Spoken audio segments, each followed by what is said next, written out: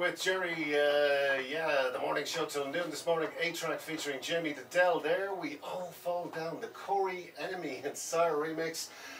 Say good morning to Charlie. Good morning, Charlie, who's joining us in the studio here. How are you this morning? Good morning. You're here to talk to us about walking for water. Yeah, exactly. I suppose the first thing I got to ask you is, what's walking for water all about? Ooh, well, Walking for Water is a project that I've been working full-time on for almost a year now, and been planning for 1.5 years before that. Okay. And to put it very short, it is a philanthropic pilgrimage, and it's about me walking on my 2 legs from Denmark to Tanzania through a total of 29 countries. Right. Okay, and this is going to take a while, obviously. Yeah, I've been on my way now for almost a year, and I still think I will have 2 or 3 years ahead of me in Africa of walking. Okay, and so what's the purpose of this long journey, this voyage of philanthropy? What's the point in it? Well, as the name suggests, it's about water. And it started 3 years ago when I was living in this Tanzanian village out in the bush, and while I was there, the water supply system broke down, so I witnessed how the local people had to start walking for almost 40 kilometers to bring home clean water. Yeah. So when I went back home to Denmark, I promised the people there that I will see what I could do to fix their water problem, and then I came up with the concept of walking for water, which holds the symbolic event that I will walk so they don't have to walk. And I can understand it may seem strange how my walking to Tanzania should generate money, but the concept is that the journey itself is spectacular enough to get media attention, like here. And okay, so you're looking for attention, basically, to bring attention to the problem of water. And you're from Denmark, I'm from Ireland, 2 countries that probably get their fair share of water, and we've got no real problems with water. But when you go to a place like Tanzania, where water is certainly not in the same kind of very short supply, I guess, is it? I've never been to Tanzania, but I imagine it's very short supply in Tanzania in certain parts, is it? Yeah, several places. It's really hard. And it becomes such a big chore, a big part of the day to try and get water to keep yourself alive, like that it takes up so much time. This is one of the points I think you made on the website. Exactly. In terms of kids looking for water and they can't go to school because they're looking for water and stuff like that, so they can't do basic things like learn. That is a big part of the problem, but really the biggest problem is the people who don't have the time to walk for water. They take infected water from nearby. Yeah, it's not just water, of course, it's clean water, that's the whole point. Exactly. Yeah. So it's partly about raising awareness about this problem. I mean, we live in a global world where we are not anymore blind to these problems, and it's solvable problems. So I think it's important to raise awareness about this. And how is it solvable? You said solvable. How is the problem solvable? Is the amount of water not finite, or?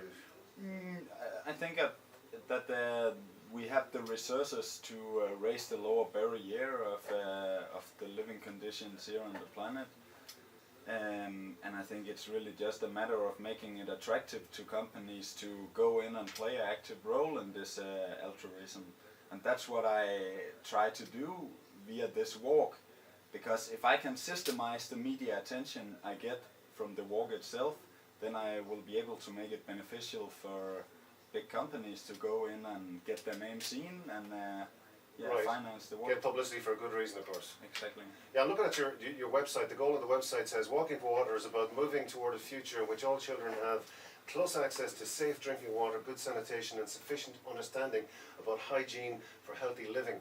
I guess that's education is part of it too, isn't it? Education? Education is of course important. Mostly in the context that if we don't teach these people how to upkeep the systems we give them, we will have the same problem again in 10 years, that the system break down again, and we will have to sponsor a new one. So it's something we are very aware about, to make it in a way where the locals themselves know how to repair it. Okay, and I saw some you encourage or you organize or encourage organization of walks with water. Is that right? We try to carrying 6 liters. I read something on the website about carrying 6 liters of water, or kids carrying 6 liters of water, or something like that. Well, I discovered an interesting fact actually. 1 litre of water is 1 kilo. Did you know that? Yes. I didn't know that till this morning. I was just wondering how much does it weigh, yeah? Yeah, it holds a lot of weight.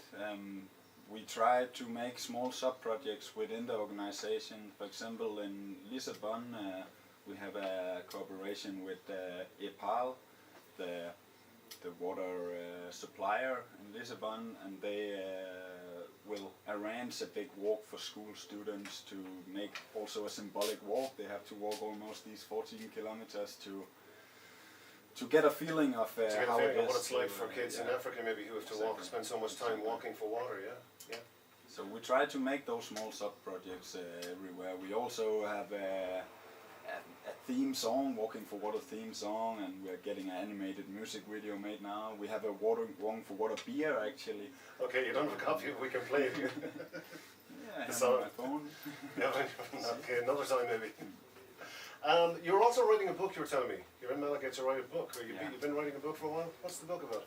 The thing is that I personally don't have an income doing my travel here. I don't want to combine my own expenses with the fund money. Mm-hmm. So I need on the side of my walking to find a personal income, and I decided that writing a book would be a good way of doing that. So I've been spending 3.5 months here in the Malaga area to write about my journey and about my life and about a lot of big subjects, delicate subjects such as religion, politics, economics, but also sex and violence and more down to earth things. Yeah, it's gonna be a good book, an interesting book, I think. But I will not finish it on my stay here because I cannot break the journey for that long. So it will be finished maybe when I'm done with the trip, which is years out in the future. Okay, so you've been spending how long doing this at the moment? You've spent what, a year and a half, something like that, doing this? Yeah, I left Denmark the 18th of May on my 27th birthday. 18th of May last year? Yeah. Okay. And then I've been walking down through Denmark, Germany, Holland, Belgium, France, Spain, to Santiago, down through Portugal, and then back to Spain. Wow. And now at the 18th of May, the 1 year day for my departure of Denmark, I will cross the Gibraltar Strait to Morocco and continue in Africa through 22 countries around the western shore of Africa. Okay. And end up in Tanzania eventually on the east coast. And are you going to do this on your own, or Yes. do you have a support team, or?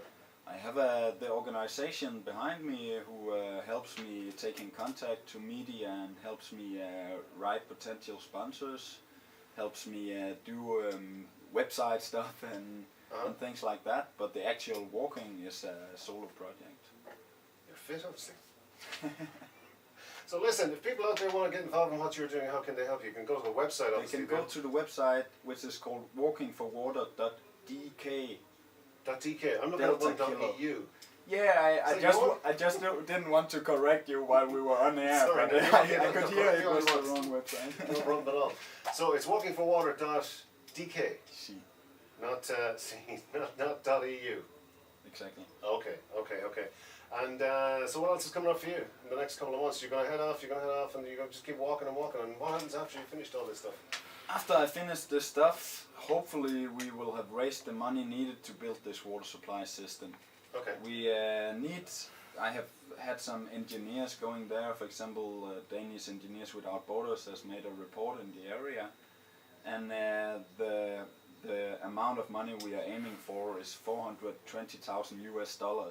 Okay. So it's a pretty big system, but it will also be helping 18,000 people with clean water. Wow, yeah, that's a worthy achievement. So this is the scale we are talking about here. And after this project is done, I will probably start a new project within the same. Just avoid at all costs getting a real job anyway. That's the main thing, yeah. Well, a real job to me is not really something I desire. What I desire is to be able to combine my personal passion, which is adventuring, with a purpose, a real purpose, and I think I found that. And I must say, I've never been so poor as I am now, but I've never been so happy. Okay, that's fine. So listen, to wrap it up there, to say basically that if people want to know more about what you're doing, about your project, it's walkingforwater.dk. Yes. And the .eu one is that you? That's not me, it's another organization. It's another organisation. Okay, that's fine. Okay, listen, thanks Charlie from Walking for Water. I wish you the very best. You've got a long journey ahead of you. I do. Thanks a lot. Make you thirsty. We got City FM on Thursday morning. We've got news on the way at the bottom of the hour. Taking us there, we've got some Chris Brown. Thanks to Charlie. Thank you. Thank you.